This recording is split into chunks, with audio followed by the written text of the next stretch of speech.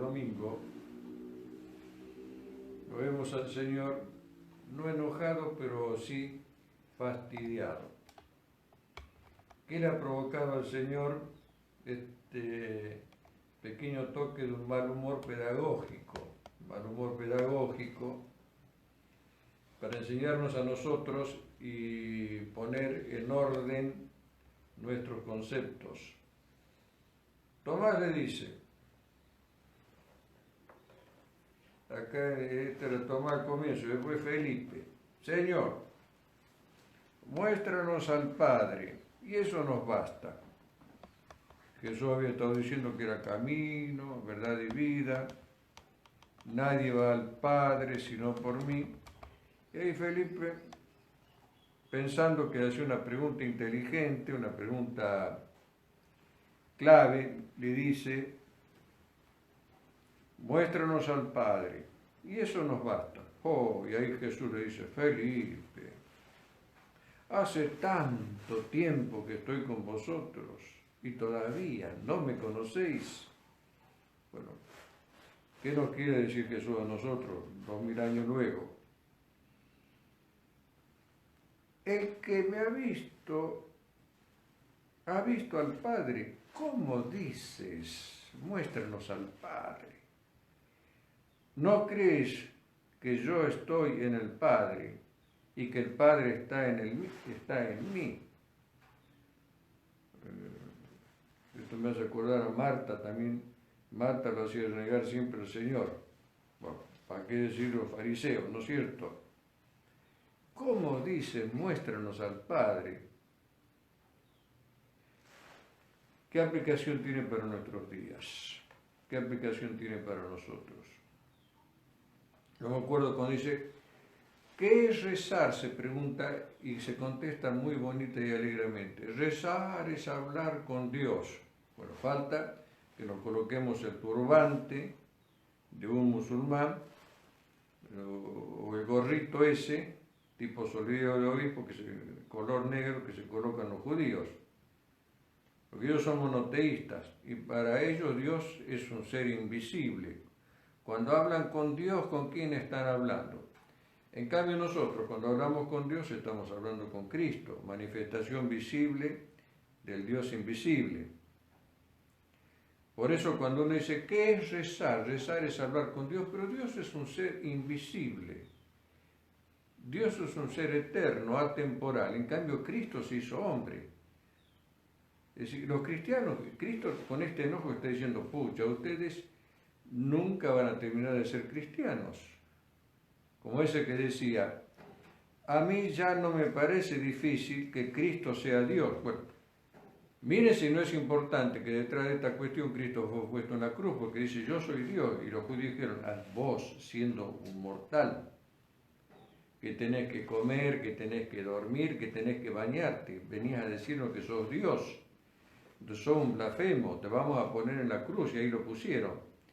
Es interesante en el Evangelio cómo Cristo iba eludiendo esta cuestión, porque sabía que pedagógicamente los tiempos no estaban maduros para dilucidar el asunto. Pero delante del sacerdote a quien le debía la verdad, a Caifás, cuando Caifás le pregunta, dice, tú lo has dicho.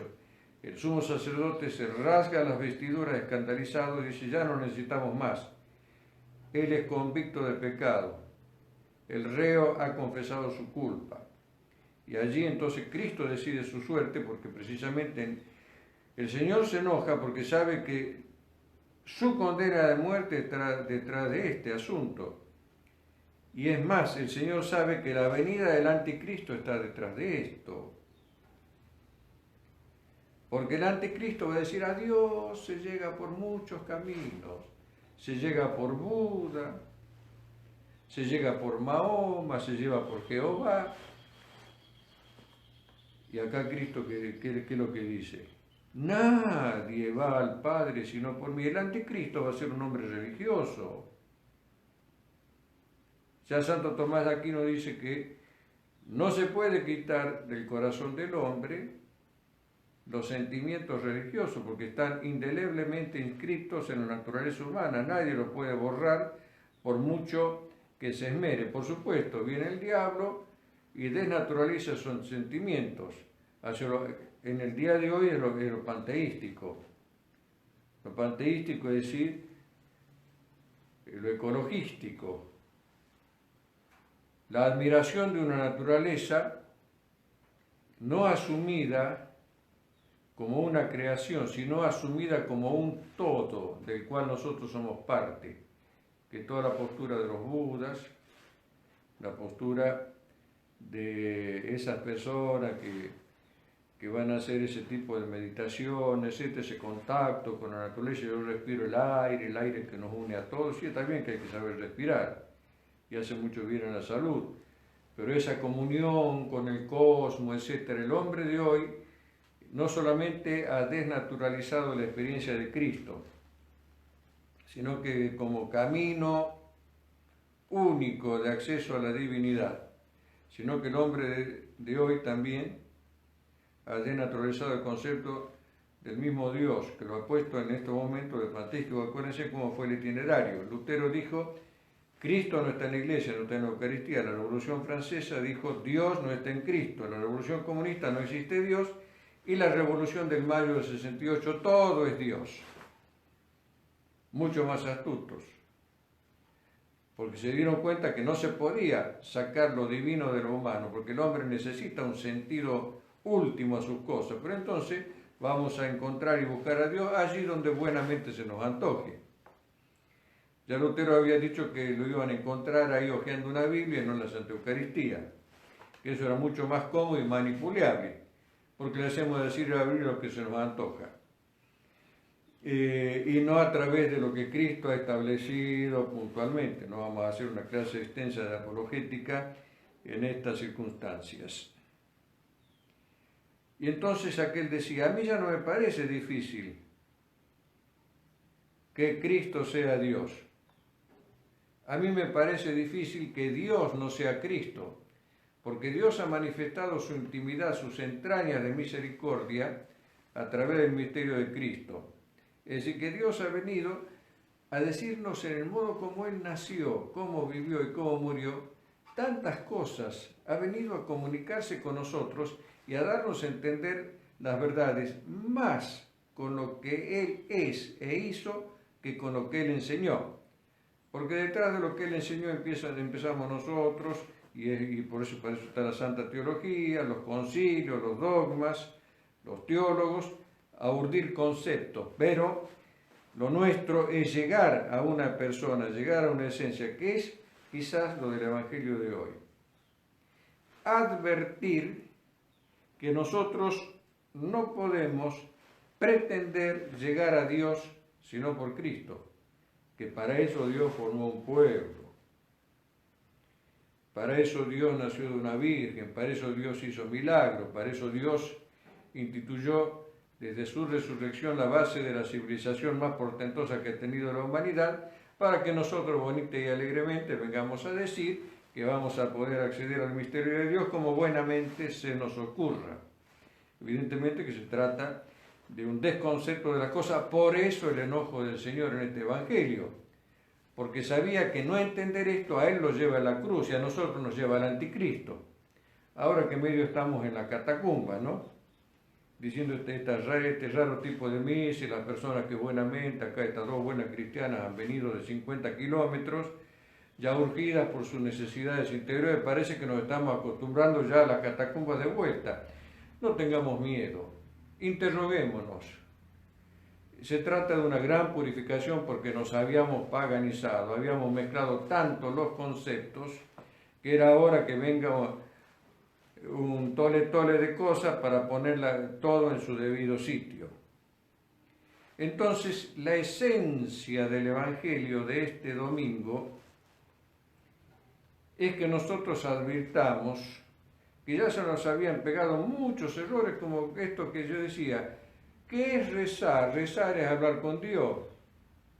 A una persona que conteste de esa manera, Cristo le va a contestar lo mismo que le contestaba a Felipe. Felipe, hace tanto tiempo que has ido a catecismo, has hecho retiros espirituales y todavía no me conoces. Yo estoy en la hostia, no vayas a buscar a cualquier lado y ahora no podemos ir a ver la hostia, nos han cerrado la puerta.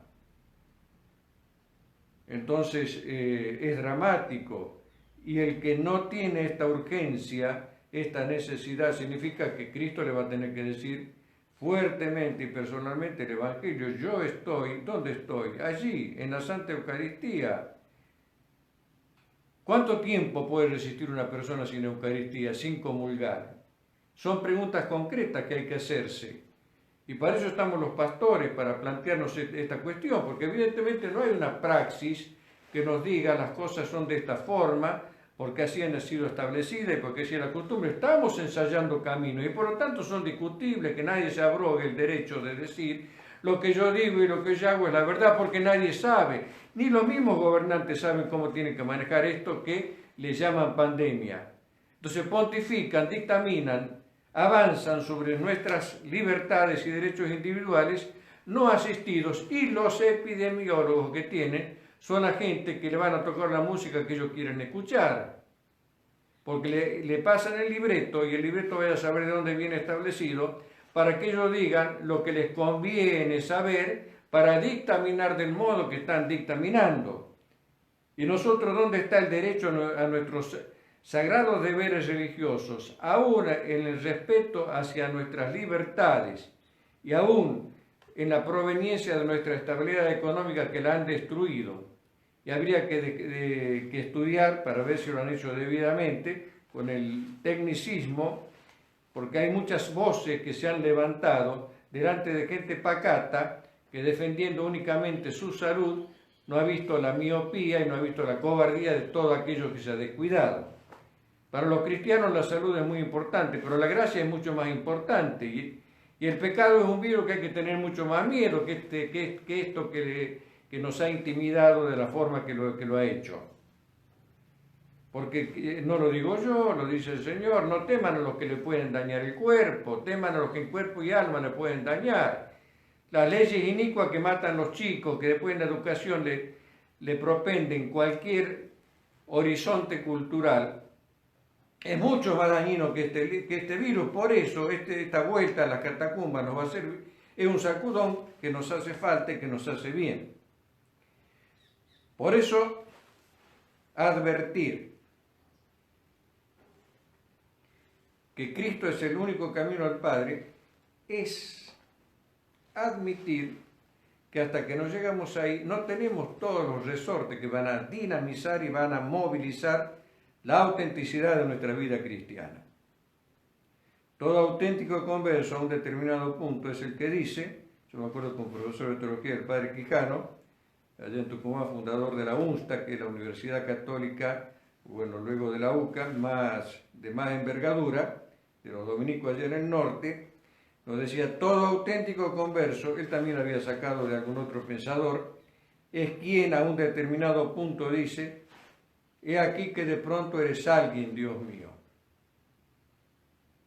Entonces, para muchos Dios es algo, es tan infradesarrollado, es como si fuesen, con todo el respeto que nos deben, los musulmanes, los judíos, admiten que hay un ser creador, que hay un primer principio, invisible. Pero nosotros decimos: Dios formó un pueblo para venir y estar con nosotros, y luego se quedó en la iglesia y se quedó en la Eucaristía, que es lo que los protestantes no admiten. Entonces nosotros, para nuestro hoy también Cristo es un contemporáneo, porque nosotros vamos a buscar al Señor en los santos y sagrados misterios, que por ejemplo ahora estamos celebrando y a los cuales ustedes tienen que asistir como si estuviesen viendo una postal, como no puedo ir a Bariloche, me quedo a ver una postal. Con ese empobrecimiento, que ojalá que pronto tenga que cesar, porque no podemos dejar como pastores sin alimentar las almas detrás de tan dudosas cosas como si ya estuviesen establecidas y fuesen dogmas. Y entonces el Señor nos dice: hasta que nuestro concepto de lo divino no es un algo, sino que Cristo es alguien, he aquí que de pronto eres alguien, Dios mío. Entonces todo auténtico converso es aquel que dice: he aquí que de pronto eres alguien, como Zaqueo, que cuando se ve mirado por Cristo, porque es Dios que nos mira con sus ojos y nosotros que con nuestros ojos miramos a Dios, Es ese Dios que está en la Eucaristía, es ese Dios que está en el confesionario dispensándonos su gracia. Entonces, cuando vemos el amor de Dios que llega a nosotros, nos animamos a una respuesta plena y generosa. Pero si Dios es una cosa lejana, remota, inaccesible, entonces Dios allá arriba de las nubes y nosotros haciendo la nuestra acá abajo, como buenamente queramos. Entonces, este es un evangelio donde el Señor ha manifestado precisamente su fastidio, porque no entenderlo significa que jamás vamos a poder llegar a ser mínimamente aquellos cristianos que en el plan y el designio de Dios tenemos que serlo, para ser fieles a nuestro diseño bautismal, para poder llegar a ser lo que somos. Una madre tiene que ser madre, un argentino tiene que ser argentino, un estudiante tiene que ser estudiante, o un cristiano tiene que ser cristiano. ¿Y cómo va a ser cristiano sin Cristo? Que cree que puede llevar a Dios por otro camino. Que esa será la vida del anticristo. Pensar que de cualquier forma podemos nosotros acceder al misterio de Dios. Es claro, el Señor es contundente. Y el que se sale de esta línea, ya sabemos dónde llega. Llega a la total negación. Pidamos entonces que para nuestra oración, para nuestra vida cristiana, podamos siempre decir: he aquí que de pronto eres alguien, Dios mío, tú, Jesucristo, camino, verdad y vida, que en cada Eucaristía llegas nuevamente a nosotros desde tu infinita misericordia.